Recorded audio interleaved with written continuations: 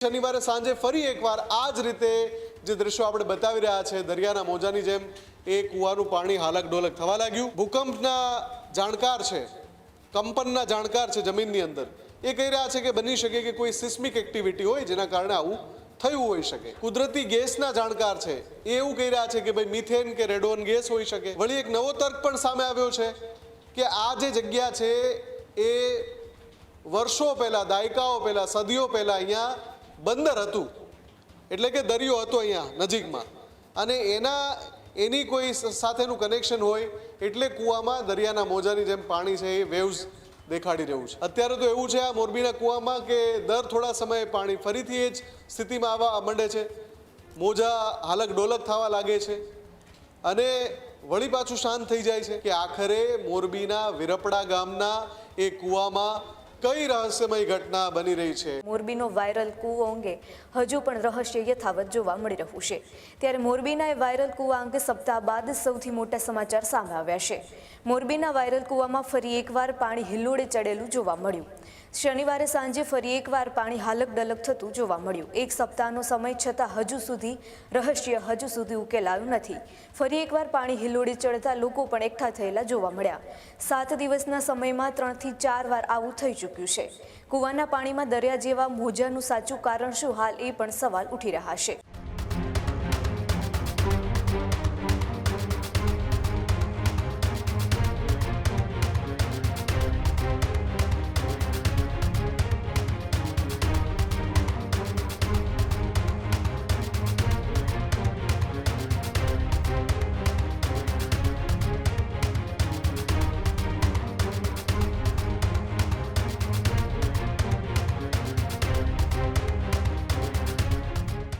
લોકો કહે છે કે એક સમય અહીંયા પ્રાચીન બંદર હતું। પાણીનું હાલક ડોલક થવા પાછળ બંદરનું કનેક્શન છે કે શું, તે પણ સવાલો ઉઠી રહ્યા છે। કૂવાના રહસ્ય અંગે સમગ્ર પંથકમાં જેટલામાં એટલી અલગ અલગ વાતો પણ જોવા મળી રહી છે। પ્રમાણભૂત પુરાવા મળે તો જ સાચું કારણ જાણી શકાય તેવી વાત પણ જોવા મળી રહી છે। ત્યારે મોરબીના વાયરલ કૂવા અંગે સપ્તાહ બાદ સૌથી મોટા સમાચાર સામે આવ્યા છે, જેમાં મોરબીના કૂવામાં ફરી એકવાર પાણી હિલ્લોળે ચડેલું જોવા મળ્યું। કૂવાના પાણીમાં દરિયા જેવા મોજા આવતા હોય તે રીતે પાણી હિલ્લોળે ચડેલું જોવા મળી રહ્યું છે। એક સપ્તાહનો સમય છતાં પણ હજુ સુધી રહસ્ય ઉકેલાયું જોવા નથી મળી રહ્યું। ફરી એકવાર પાણી હિલ્લોળે ચડતા લોકો પણ જોવા માટે એકઠા થયેલા જોવા મળ્યા। 7 દિવસના સમયમાં 3 થી 4 વાર આવું થઈ ચૂક્યું છે। કૂવાના પાણીમાં દરિયા જેવા મોજાનું સાચું કારણ શું, તે પણ એક રહસ્ય બની ચૂક્યું છે। લોકો કહે છે કે અહીંયા એક સમયે પ્રાચીન બંદર હતું। પાણીનું હાલક ડોલક થવા પાછળ બંદરનું કનેક્શન છે કે શું, તે પણ હાલ સવાલો ઉઠી રહ્યા છે। વધુ માહિતી માટે આપણી સાથે મુફદ્દલ જોડાયા છે। મુફદ્દલ, જે રીતે કૂવાનું પાણી પોતાની જાતે હાલક ડોલક થઈ રહ્યું છે, તો એની પાછળનું રહસ્ય શું હોઈ શકે? બિલકુલ આ સવાલ છે જેની આસપાસ આખું રહસ્ય ગોળ ગોળ ઘુમેરાઈ રહ્યું છે, હાલક ડોલક થઈ રહ્યું છે। એ રહસ્યમય કૂવાનું રહસ્ય પણ એ પાણી જેવું જ છે કે એનો તાગ મળતો નથી। એક સપ્તાહ થઈ ગયો, હવે ફરી અત્યારે અપડેટ એવું આવ્યું છે કે શનિવારે સાંજે ફરી એકવાર એ જ પરિસ્થિતિ સર્જાઈ। પાણી અચાનક બપોર સુધી તો શાંત હતું, અને પાણી શાંત હતું એના પણ ઘણા બધા વિડીયોઝ સોશિયલ મીડિયામાં, અલગ અલગ સોશિયલ મીડિયા પ્લેટફોર્મ પર પોસ્ટ કરવામાં આવ્યા છે। જુઓ, પાણી શાંત થઈ ગયું। એ પછી શનિવારે સાંજે ફરી એકવાર આ જ રીતે જે દ્રશ્યો આપણે બતાવી રહ્યા છે દરિયાના મોજાની જેમ એ કૂવાનું પાણી હાલક ડોલક થવા લાગ્યું। એટલે સવાલ એ થઈ રહ્યો છે કે આખરે 2, 3, 4 કલાકમાં શું થાય છે? તમે સમજો કે એક ઘટના હોય કે જેમાં ભૂકંપનો આંચકો આવ્યો અને પાણી હાલક ડોલક થવા લાગ્યું, પણ આ તો એક સપ્તાહમાં 4થી વાર બન્યું છે કે આ રીતે પાણી હાલક ડોલક થવા લાગ્યું। બીજું, જેટલા પણ એક્સપર્ટ્સ આની ઉપર નિવેદન આપી રહ્યા છે, દાખલા તરીકે સિસ્મોલોજીના એક્સપર્ટ જે ભૂકંપના જાણકાર છે, કંપનના જાણકાર છે જમીનની અંદર, એ કહી રહ્યા છે કે બની શકે કે કોઈ સિસ્મિક એક્ટિવિટી હોય જેના કારણે આવું થયું હોઈ શકે। બીજી બાજુ ભૂગર્ભ જળ પ્રક્રિયાના જે જાણકાર છે એ કહે છે કે કેટલીક એ પ્રકારની ચેનલ બનેલી હોય કૂવાની નીચે, ત્યાંથી જે પાણી આવે એના કારણે પાણીમાં દબાણ સર્જાઈને આવા વેવ્સ બની શકે। ત્રીજી તરફ જે કુદરતી ગેસના જાણકાર છે એ એવું કહી રહ્યા છે કે ભાઈ મિથેન કે રેડોન ગેસ હોઈ શકે। ચોથી તરફ જિલ્લા વહીવટીતંત્રએ તપાસના આદેશ આપ્યા છે અને એમણે સેમ્પલ પણ લીધા છે પાણીના, એનો રિપોર્ટ આવવાનો હજુ બાકી છે।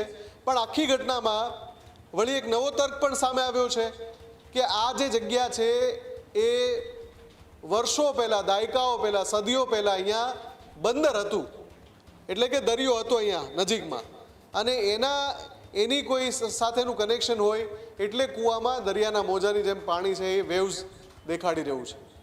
હવે આટલા બધા અલગ અલગ તર્ક, જેટલા મોં એટલી વાતો, જ્યાં સુધી મોરબીના એ કૂવામાં શું થઈ રહ્યું છે એનું સૈદ્ધાંતિક પ્રમાણ ના મળે, સૈદ્ધાંતિક પુરાવા ના મળે, ત્યાં સુધી આખી ઘટના જો અને તોની વચ્ચે છે. અને એટલા માટે જ લોકો પૂછી રહ્યા છે કે ભાઈ શું થયું, એનો જે ટેસ્ટ થયો એનો શું રિપોર્ટ આવ્યો.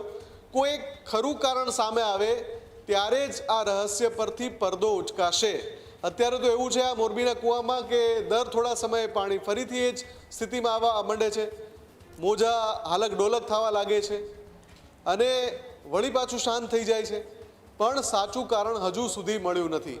હજુ સુધી એ કારણની રાહ જોવાઈ રહી છે કે આખરે મોરબીના વિરપડા ગામના એ કૂવામાં કઈ રહસ્યમય ઘટના બની રહી છે, શેના કારણે આ અગોચર વિશ્વ જેવી ઘટના હોય એવું લાગી રહ્યું છે. રશિયા અને મેક્સિકોની ન્યૂઝ એજન્સી પણ મોરબીના વિરપડા ગામના કૂવાને કવર કરી રહી છે. એટલે તમે વિચારો કે જો કોઈ સામાન્ય ઘટના હોય તો એનો પડઘો પ્રદેશ સુધી પડે, દેશ સુધી પડે, આંતરરાષ્ટ્રીય સ્તરે પહોંચે તો એની પાછળ કોઈ એવું તો રહસ્યમય કારણ છે જ જેનો તાગ નથી મેળવી શકાતો. મયુરી. જી બિલકુલ, આભાર મુફદ્દલ, જોડાવા બદલ અને માહિતી બદલ. ખેડૂત ભાઈઓ છે ખેતરમાં ડ્રોન ઉડાવતા હોય છે ત્યારે આપણે એક પ્રશ્ન સતાવતો હોય છે કે જે આપણે અત્યાર સુધી જીપીએસ ટેકનોલોજી વાળા ડ્રોન વાપર્યા છે, જેથી કરીને મોબાઈલ ટાવર છે અથવા તો હાઈ ટેન્શન લાઈન પસાર થતી હોય, કોઈ વૃક્ષો હોય, ત્યારે જે જીપીએસ ટેકનોલોજી વાળા ડ્રોન છે એમાં ટકરાય અને ટ્રેસ થાય છે. પણ એગ્રીવન લાવ્યું છે જીએનએસએસ ટેકનોલોજી ડ્રોન, જેથી કરીને એ ડ્રોન છે એ કોઈ જગ્યાએ ટકરાય નહીં, પોતાની રીતે જ ડિસિઝન લે છે અને મૂવ થઈ જાય છે, જેથી કરીને જીએનએસએસ ટેકનોલોજી ડ્રોન છે એ વાપરવાનો આગ્રહ રાખો. આ જ પ્રકારની તમામ અપડેટ જોવા માટે ન્યૂઝરૂમ ગુજરાતને લાઇક, શેર અને સબસ્ક્રાઇબ કરવાનું ભૂલતા નહીં.